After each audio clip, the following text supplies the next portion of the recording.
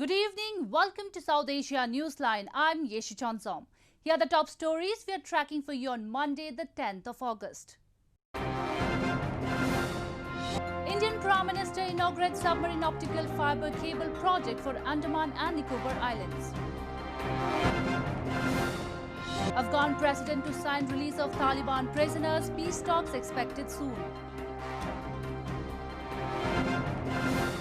And Mahinda Rajapaksa sworn in as Sri Lanka's Prime Minister for fourth time after record victory. And now for all the details. Indian Prime Minister Narendra Modi on Monday launched and dedicated to the nation the first ever undersea optical fiber project connecting Andaman and Nicobar Islands to the mainland, which will provide high-speed broadband connections in the Union Territory. Modi said the connectivity would now enable endless opportunities in the islands. Indian Prime Minister Narendra Modi launched the submarine optical fiber cable between southern Chennai and Port Blair in Andaman and Nicobar Islands on Monday via video conferencing.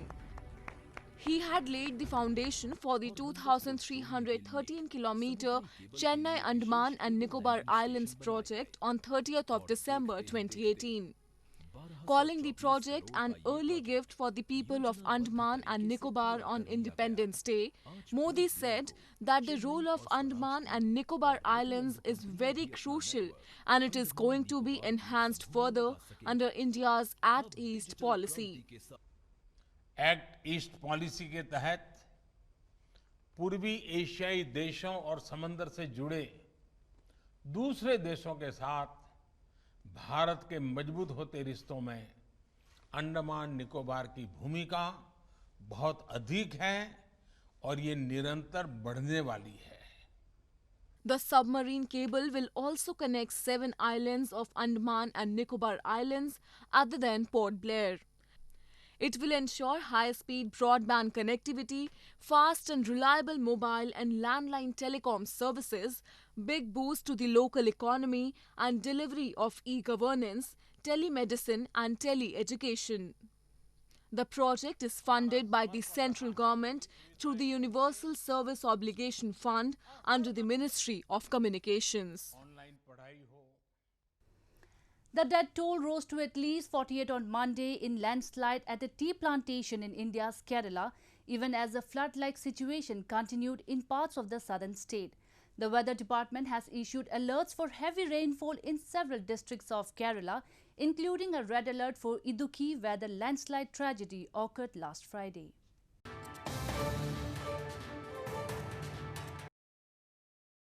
The death toll from landslide at a tea plantation in the southern Indian state of Kerala rose to 48 on Monday as 5 more bodies were recovered. The landslide caused by heavy rain hit the plantation in Idukki district in the early hours of last Friday when workers were still sleeping, officials said. Rescue efforts continued at the site with nearly a dozen people still feared trapped. Meanwhile, the weather department has issued alerts for heavy rainfall in several districts of Kerala, including a red alert for Idukki. Incessant rains have compelled the administration in Elappua district to shift people to around 30 temporary relief camps. Last Friday, at least 18 people also lost their lives as an Air India Express plane, which was repatriating Indians stranded in Dubai due to the coronavirus pandemic, overshot the runway in heavy rain near the city of Kozhikode in Kerala. It was India's worst passenger aircraft accident since 2010. Moving on, Muttahida Qawmi Movement leader Altaf Hussain has said that the Pakistan army had intended to capture the entire Sindh and make it a military colony. He reminded how the Pakistani army was indulging in violence against citizens of Sindh and MQM leaders in response to a statement of Sindh Rangers in which it was said that anti-national elements are attacking while in hiding. Muttahida Qawmi Movement's founder Altaf Hussain on Sunday slammed Sindh Rangers' statement that anti-state elements are launching attacks secretly. He said that Pakistan Army's intention is to capture entire Sindh and militarily colonize the province. In an open letter to Umar Ahmad Bukhari, Director General Rangers Sindh, Hussain reminded atrocities committed by Pakistan Army on the people of Sindh and MQM leaders. On the night of 19 June 1992, Pakistan Army deliberately started an anti-MQM operation and massacre started the very same night and MQM workers were murdered and tortured, Hussain said in the letter. Hussain's letter comes after Rangers spokesman in one of their press releases mentioned that the anti-state elements are attacking while in hiding, but God knows what the truth is. Enforced disappearances of hundreds of Sindhis have been a cause of concern for the Sindhi community. Frequent protests in the past have been held in different cities and towns of Sindh province to highlight the atrocities committed by the security agencies in the knowledge of the federal government. In news from Afghanistan, the Afghan government has agreed to release 400 hardcore Taliban prisoners, paving the way for peace talks aimed at ending almost 2 decades of war. The insurgent group has welcomed the move and said it is ready to begin talks within 10 days of the release. The US peace envoy Zalmay Khalilzad welcomed the Afghanistan's Grand Assembly Loya Jirga's declaration and President Ashraf Ghani's decision to sign the decree ordering the release of the remaining 400 Taliban prisoners. Taking to Twitter, Khalilzad said that in the next few days, we expect the completion of prisoner releases, then travel of the Islamic Republic team to Doha, and from there, the immediate start of intra-Afghan negotiations. The Loya Jirga, with 3,400 delegates in a resolution issued on Sunday, approved the release of the 400 Taliban prisoners in an aim to quickly start the intra-Afghan talks and bring about a ceasefire and an end to the nation's war. President Ghani, former President Hamid Karzai and other political figures have called on the insurgent group for an immediate start to the intra-Afghan talks. The Loya Jirga approved the release under election year pressure from US President Donald Trump for the peace deal allowing him to bring home American troops. Taliban welcomed the move and said it was ready to begin talks within 10 days of the release. Suhail Shaheen, a spokesman for the Taliban's Qatar office, in an interview with BBC Pashto said the Taliban is ready to begin intra-Afghan negotiations within a week if the prisoner release is completed. In news from Sri Lanka, Mahinda Rajapaksa, the leader of Sri Lanka Podujana Peramuna, was sworn in as the 13th Prime Minister of the island nation before President and younger brother Gotabaya Rajapaksa. The Sri Lanka People's Party, led by Rajapaksa brothers, registered a landslide victory in the August 5 general election, securing 2/3 majority in the 225-member parliament. Mahinda Rajapaksa was sworn in as the 13th Prime Minister of Sri Lanka by President Gotabaya Rajapaksa, his younger brother, in a ceremony at the historic Kelani Buddhist temple on the outskirts of country's capital Colombo on Sunday.